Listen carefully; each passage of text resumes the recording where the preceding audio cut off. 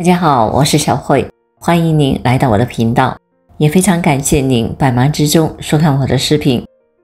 今天给大家分享的是，心脏出现问题时会这样向你求救，可惜很多人都不知道。健康是所有人都想要的，也是我们一生中最大的财富。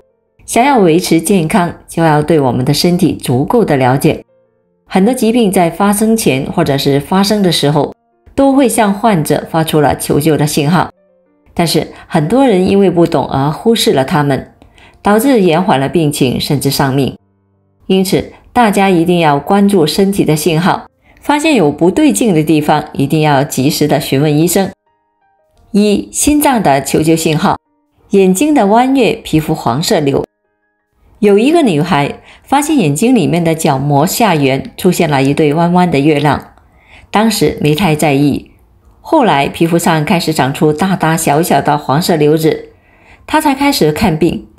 医生为她做了血液检查时，惊讶地发现她的血脂竟然是正常人的10几倍。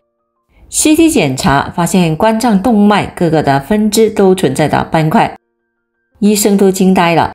这个28岁的女孩心脏却像82岁，这个眼睛上出现的弯弯月亮，也就是临床术语所说的角膜弓，还有皮肤上出现的黄色瘤，都是心脏发出的呼救信号，一定要引起注意。2、肩颈痹痛，而且会转移。大多数的情况下都是哪里痛就是哪里有问题，但心血管疾病却是例外。心脏病会发生放射性的疼痛，而且放射性的范围很广，包括胃、下巴、肩膀、颈部、后背、左肩、左腿、牙齿、舌头等等的部位。这是因为心脏缺血的时候，将疼痛的信号通过神经传递，反映在水平相同的脊髓段区域附近的器官，如肩膀、脖子、下巴、手臂就在这个范围内，会感觉到痛感。3、长期反复过度的出汗，明明没有进行剧烈的运动，却在脖子、后背、头皮、手心、脚掌大量的出汗的话，可能就是心脏病发作的信号。这种情况通常会持续超过1周的时间，或者在很长的一段时间内反反复复的出现。这种出汗类似感冒发热，却没有其他的感冒症状。2、血管的求救信号：1、四肢冰冷痉挛。四肢冰凉是血管问题，很好理解。血管堵塞，四肢得不到血液的滋养，就会发生四肢冰凉的情况。需要注意的是，痉挛也可能是血管问题。首都医科大学附属北京安京医院血管外科主任陈忠介绍，当我们出现动脉硬化的时候，下肢的血管远端会出现堵塞或者是狭窄的地方，就会造成下肢供血不足。由于供血少，肌肉的营养差，在低营养高消耗的前提下，就会出现乳酸代谢的异常，酸产物堆积到一定的程度，就会出现缺血的疼痛。这种疼痛发生的时候，人不由自主的会有挛缩的现象，那种感觉与普通的脚抽筋太像了，就会给大家造成脚抽筋的假象。2、没表情的扑克脸。扑克脸不光跟心情性格有关，还会是血管受损的征兆。如果在生活中发现周围的人有扑克脸，要留意提醒他去做一下心血管的检查。因为一个人不管是生气、微笑还是悲伤，只要他有表情，就会牵扯到面部的肌肉，肌肉是要活动的，而当这个人的心血管系统受到破坏的时候，机体本能就会把各种的耗氧动作降到了最低。比如有冠状动脉一个明显的狭窄，它自然就没有更多的力气来进行一个表情的反应。3、大脑的求救信号： 1、突然头晕黑蒙，拿着筷子吃饭，突然间不知道怎么就掉了，或者突然头晕黑蒙这种一过性的症状，却可能是小中风发作。小中风是局部的脑组织缺氧减少或暂时的中断，通俗一点说，就是大脑突然短路了。出现了小中风，如果没有及时的去医院，错过最佳的治疗时机，可能就把小中风拖成导致半边的肢体完全的瘫痪了。大中风、小中风都很短暂。患者在发病的时候，往往会出现一些短时间内的不适症状，包括身体某侧肢体麻木或者是无力，说话不利索，或者突然找不到正确的词语表达，单眼或者是双眼看东西不清或者是重影，行走困难或平衡失调，头晕头疼，疑惑性意识丧失等。中老年人，特别是患有高血压、糖尿病、高血脂症以及抽烟饮酒者，一旦出现以上突发的症状，一定要立即的去医院就诊。2. 丢三落四，脾气变暴躁。老年痴呆或者是阿尔兹海默症，除了会有丢三落四、记忆力减退等的情况，还可能会出现脾气暴躁、挑剔多疑，产生幻觉、暴力倾向增加、夜游等的现象。轻度阶段患者会显示出记忆力减退，中度阶段患者完成复杂任务需要旁人帮助，他们难以辨认物体，家中成员夜间活动增加，读写困难，买东西常忘记付款等。重度阶段生活难以自理，很难与人交流，大小便失禁，基本丧失了行走、坐、微笑、吞咽的能力，常年卧床不起。4. 眼睛的求救信号。1. 看东西模糊、重影，颜色变淡。年纪大了，眼睛花点都正常，但如果出现看东西模糊、重影、颜色变淡，可能就不是老化的问题，而是白内障。白内障的发生情况因人而异，大多数白内障发展得很慢，有人会先感到中心视力下降，也有是周边的视力下降，有些会觉得色彩浑浊。其他常见的症状还有视力模糊、怕光，所看到的物体变暗、变形，甚至是失明。2. 眼睛痛、恶心、呕吐。还有一种眼病不仅仅会出现眼睛上的症状，比如眼睛疼痛，还会出现恶心、呕吐、头痛等的症状。这种病就是青光眼。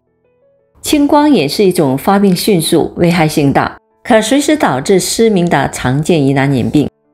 如果出现下面这些症状，千万就别掉以轻心：视力下降、视野缺损、头疼、眼胀、恶心、呕吐、怕光、红视等等。3. 视物变形。在各种危险极大的眼病中，还有一种病是很隐蔽，就是黄斑变性。这种疾病最主要的症状就是视物时物体扭曲变形，视力减退。因为不疼痛，所以经常会容易被忽视掉。黄斑位于视网膜中心，是视觉最敏锐的部位，能识别物体的形状、大小、颜色、纵深、距离等的信号。如果其结构发生了变化，视力就会下降。因为这种伤害是不可逆的，延缓治疗的危害可想而知。5. 胃胀的求救信号。1. 反复发生腹胀反酸。反酸腹胀的情况谁都多少有过，但是如果经常的出现，反复发生，就要提高警惕了，可能是幽门螺杆菌在作怪，时间久了就会引起胃溃疡，甚至增加了胃癌的风险。2. 明显消瘦。